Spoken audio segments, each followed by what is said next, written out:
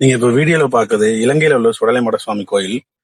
இந்த சுடலைமட சுவாமி கோயில் எங்க அமைஞ்சிருக்குன்னா, தலவாக்கலை அப்படிங்கிற பகுதியில லோகி எஸ்டேட் என்ற ஒரு இடத்துல இந்த சுடலைமட சாமி கோயில் இடம் பெற்றிருக்கு. நம்ம ஊர்கள்ல எப்படி சுடலைமட சாமிக்கு கிடா வெட்டி சாம கூட கொடுத்து கொடை கொண்டாடுவோமோ, அதே மாதிரிதான் இலங்கையிலையும் கிடா வெட்டி சாம கூட கொடுத்து திருவிழா நடத்துறாங்க.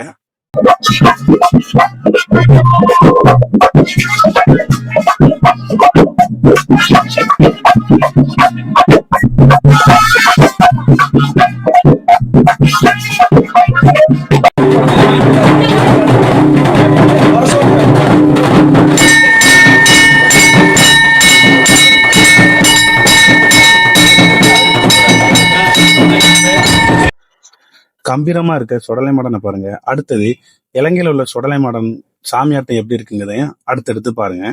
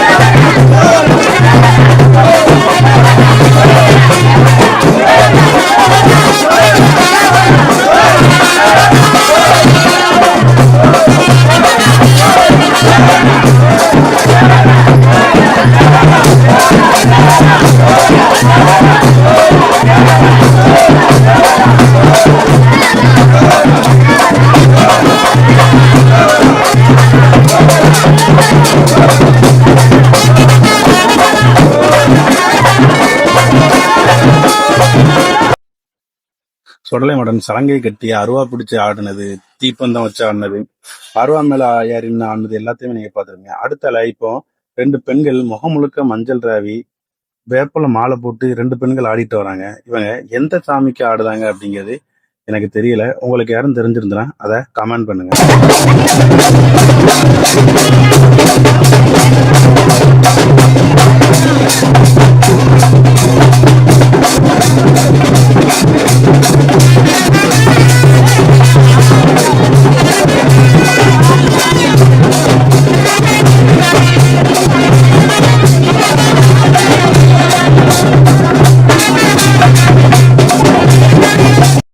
சுடலை மாடனுக்கு இலங்கையில நிறைய பக்கம் கோயில்கள் இருக்கு.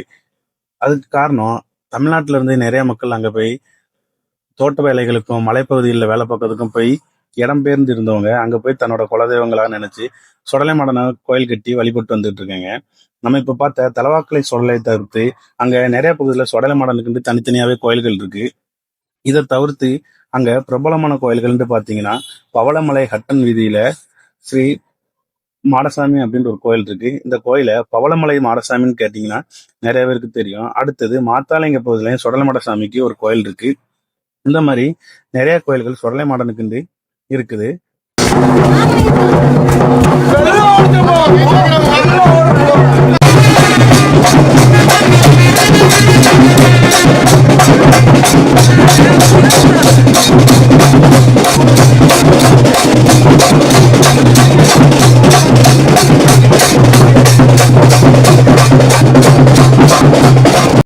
இப்போ இந்த சுடலை மாடனை பாத்தீங்கன்னா அதுக்கு முன்னாடி ஒரு சின்னதா ஒரு அம்மன் சிலை இருக்கு. அது எப்படி அம்மன் சிலை அப்படின்னு சொல்றேன்னு பாத்தீங்கன்னா அதுக்கு மஞ்சள் கலர் புடவை கட்டியிருக்காங்க. இதை வச்சு அது ஒரு அம்மன்கிறத நான் நினைச்சுக்கிட்டேன். இந்த அம்மன் பெரும்பாலும் பேச்சியம்மனா இருக்கலாம், இல்ல இசைக்கம்மன், இல்லைன்னா பிரம்மசக்தி, அந்த மாதிரி ஏதாட்டும் ஒரு அம்மன்களா இருக்கலாம் அப்படிங்கிறது நான் நினைக்கிறேன். உங்களுக்கு அது எந்த அம்மன் அப்படிங்கிறது தெரிஞ்சுன்னா கமெண்ட் பண்ணுங்க.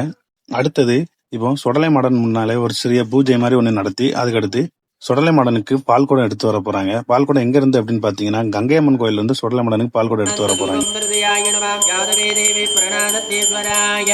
மகாலட்சுமி அம்பிகா தேவின்னே நம கணபஜார புத்திராஜன மூர்த்ததே நமக இதே மகா புஷ்பமாலாய நமஹ கிருதிய வருணோ மகாமத்னம் யாதவே பிரணாதத்தே தனமுர்ததே சகல உபசார பத்ரம் நமட கிருதியாய நம ஈசான தூபம் பிரசத மூர்த்ததே யாவிட்கிருதியம் பூஜிதம் பிரதாதத்தே ஈஸ்வர மூர்த்ததே நமக அருணமணி நிவாங்கம் மக்னிர்கேசம் கங்கரண்டம் மகிழதுதனமர்புஜம் சந்திர ஜபானவரிணம் ஜகோணே குங்குமராக சோணீஹி அன்றே சுபாஜா குஜம் புஷ்பாணி அஸ்து நமஸ்து ஜகன்மாதா மாதாமர்கதமௌளி சாலினி மாதங்கிம் சூரியகோடி பிரகாச கல்யாணிம் கதம் பவபாணி நாராயணி நமோஸ்துதே ஓம் ஸ்ரீ மகா தீப மகா லக்ஷ்மி அம்பிகாய நமக ஓம் ஐம் ஸ்ரீம் கிரீம் மகா லக்ஷ்மீ நமக தனலக்ஷ்மீ நமக ஓம் தானியலக்ஷ்மீ நமக ஓம் நித்யலக்ஷ்மீ நமக ஓம் அன்பே சிவம் அவனே குரு அரணை துதிர் அனைத்தும் கிட்டும் மேன்மைகள் செய்வ நீதி விளங்குக உலகமெல்லாம் எல்லாம் வெல்ல சுடலை மாடசாமி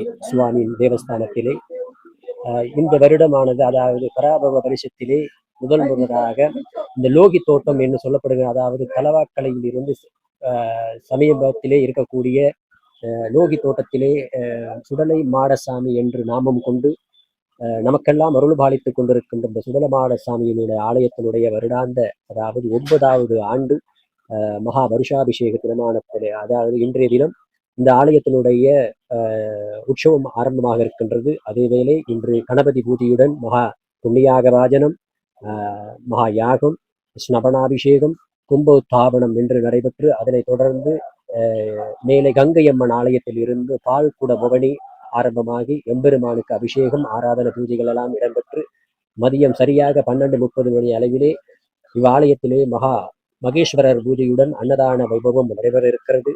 அதனை தொடர்ந்து இன்று இரவு மேசகா பலி என்று சொல்லப்படுகின்ற கிடா வெட்டு பூஜையும் இடம்பெற இருக்கின்றது. அந்த பூஜையிலே இந்த பூஜையின் அதாவது பூஷகராக இருக்கக்கூடியவர் அந்த மேசகா பலி பூஜை நடாத்தி நாளைய தினம் மதியம் சரியாக 1 மணி அளவிலே மகா அன்னதானமும் நடைபெறும் என்பதை உங்களுக்கு அன்போடு அறிய தருவதோடு, இந்த சுடல மாடசாமி என்பது அதாவது சுடலையே காத்து கொண்டிருக்கக்கூடிய ஒரு எம்பெருமான்.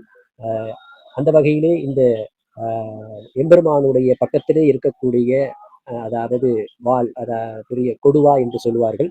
இந்த கொடுவா மூலமாக அந்த பலி, அதாவது நேசகா பலி என்னும் கிடா வெட்டு பூஜை நடைபெறும். அதற்கான பூஜை செய்வதற்காக எங்களுடைய இந்த ஆலயத்தை நிர்மாணம் செய்த ஒரு ஐயா ஒருவர் இருக்கின்றார், பூசகர். அவர் ஊடாக இங்கே பலி எடுக்கப்பட்டு அதன் ஊடாக இந்த அன்னதான வைபவம் நாளைய தினம் நடைபெறும் என்பதை உங்களுக்கு அன்போடு அறிய தருகின்றோம்.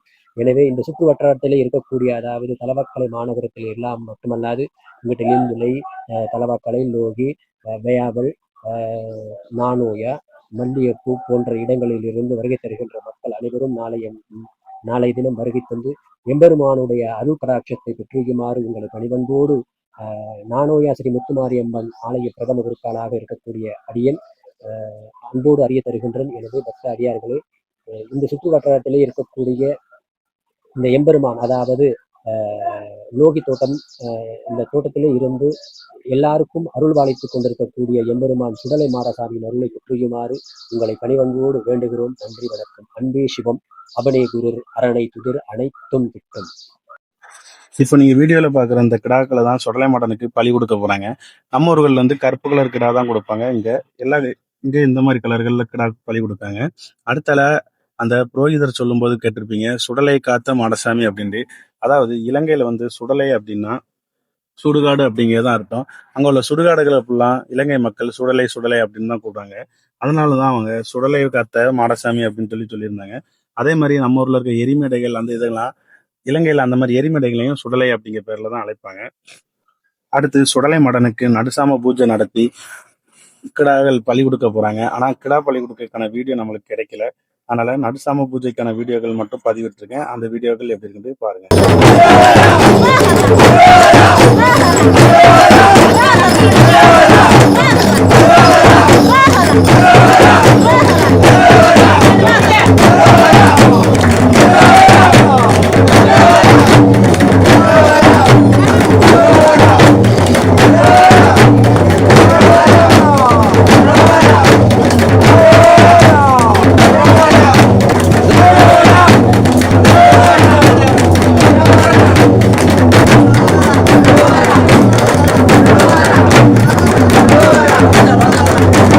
நம்ம ஊர் பகுதிகளில் நடக்க மாதிரி சாமியாடி பக்தர்களுக்கு குறி சொல்றாங்க. அதே மாதிரி இங்கேயும் சாமியாடி பக்தர்களுக்கு குறி சொல்றாங்க. அதையும் பாருங்க நீங்க.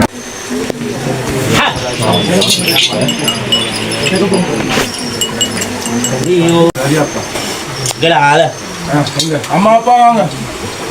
எங்க அம்மா அப்பா எங்க 2 பேர் வர சொல்லு.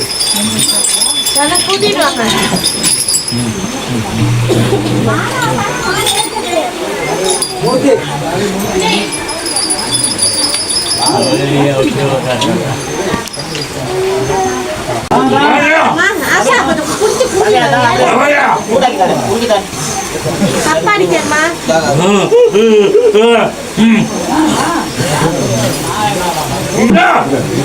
தப்படிக்கணுமா?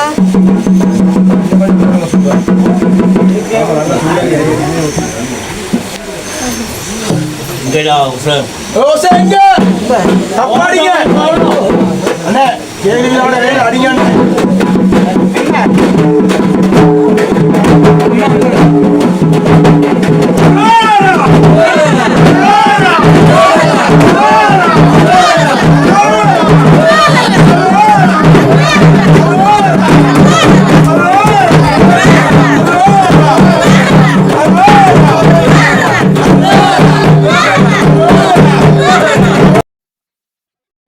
வீடியோல சாமியாட்ட அண்ணவர் சொன்ன குறி என்ன மொழிங்கிறதே எனக்கு தெரியல. அடுத்து அவர் என்ன சொல்ல வராருங்கிறதும் எனக்கு புரியவே இல்லை. அதே மாதிரி நம்ம ஊர்களில் வர்ற மாதிரி நையாண்டி மேளமோ இல்லை வில்லுப்பாட்டோ இல்லை மகுடமோ எதுவுமே இங்க வைக்கல. இவங்க தப்புங்க ஒரு ஆட்டம் மட்டும்தான் வச்சிருக்காங்க. அந்த தப்பு இசையும் கோயிலுக்கு வெளியே தானே நடத்திட்டு இருக்காங்க. கோயிலுக்குள்ள வந்து நின்று யாருமே அடிக்கல. ஆனா கோயிலுக்குள்ள இருக்க பக்தர்கள் அவ்வளோ நேரம் அரோகரா அரோகரா அப்படிங்கிற ஓசை எழுப்பிட்டு இருக்காங்க. எனக்கு இந்த மாதிரி அரோகரா அரோகராங்க ஓசை கொடுத்தது இதான் நான் ஃபர்ஸ்ட் டைம் நான் பாக்குறேன். இதுக்கு முன்னாடி நீங்க வேற எதுவும் இந்த மாதிரி வித்தியாசமான ஓசைகள் கொடுத்து சாமி இதுவா ஆட வைக்கிறது இதுவரை நீங்க பார்த்துருந்தீங்கன்னா அதை கமெண்ட் பண்ணுங்க. அடுத்தல நம்ம ஊர் சுடலை மாடன் மாதிரியே அவர் மேல குங்குமம் கரைச்சி ஊத்தி மணி வச்சு மாலை போட்டு அடுத்து சாதா மாலைகள் போட்டு அருவா தீப்பந்தம் எல்லாமே கொடுத்து ஆட வைக்காங்க. ஆனா என்ன நம்ம ஊர்ல மாதிரி சல்லடம் உள்ளாவோ அந்த மாதிரி எதுவுமே அவருக்கு போடல. அடுத்தல இதே மாதிரி சுடலைமாட சுவாமி கோயில் இலங்கையிலயோ இல்ல வேற ஏதாவது வெளிநாட்டுகள்லயோ இருந்ததுன்னா அங்க சாமிக்கு கொடுக்க பூஜைகள் இல்ல சாமி இருக்க இடங்கள் அதை பத்தி சொன்னீங்கன்னா சுடலைமாடனை பத்தி தெரியாதவங்களுக்கு தெரிஞ்சுக்கிறதுக்கு நல்ல ஒரு வாய்ப்பா இருக்கும். அதனால உங்களுக்கு தெரிஞ்ச விவரங்களை கமெண்ட் பண்ணுங்க.